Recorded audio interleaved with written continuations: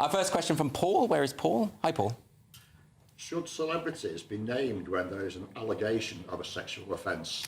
Now, of course, this has been the big news this week, that Russell Brand has been accused of sexual assaults and emotional abuse. This was a joint investigation by the Sunday Times, The Times and Channel 4's Dispatches. Russell Brand strongly denies all these allegations and, in fact, performed last night at Wembley, went ahead with it. Leo, anonymity. What would be the best way to handle this kind of thing? What do you think? I don't think celebrities should have anonymity because with anonymity we wouldn't have this media circus.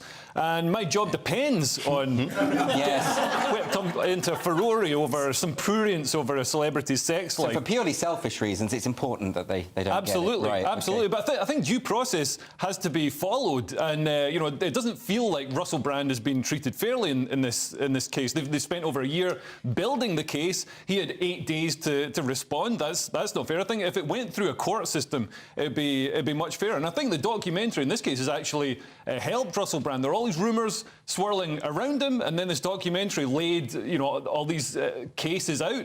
And I mean, there's definitely some unsavoury stuff in there. You know, possibly there's allegations of criminality. Yes, possibly some criminality. But you know, without having those allegations tested in court, we just don't know. So it's tricky. So this is really sort of dispelled. The mist is lifted, and I think Russell Brand. A lot of people are saying, well, he's hardly Savile, isn't he? But it's tricky, isn't it? Because ultimately, when it comes to allegations of rape and sexual assault, they're underreported, they're under-prosecuted. So unless you have a situation where people are named, then other people are less likely to come forward. What do you think, Jonathan? So you think it sets a precedent for people feeling confident to come forward and make those allegations when they feel they need to? Which they couldn't do if it wasn't an anonymous... If the anonymous... So it only works in the case of a celebrity?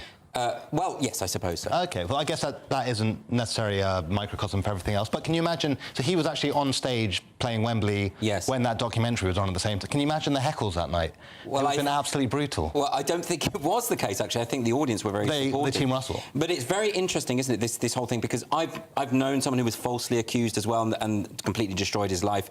So it's really difficult. I think what you're saying about due process is right. So however emotive, however sensitive and obviously, if someone has committed these horrendous acts, they should be prosecuted. They should go to... Yeah, I'm watching the documentary. I mean, some of the stuff was coming out. I was like, you know, oh, listen to the music. He's evil. Look, she's describing his eyes, devil eyes. But then my wife was saying, because she's a barrister, she's prosecuted and defended sexual assault cases. That's not how we met. But but she was saying, you know, like if that was tested, that could be picked apart in court. That could be shown to have a different meaning. And so this is why due process is so important. And trial by social media is never it's never good. That's absolutely true. Well, let's get another question now. This one from Amy.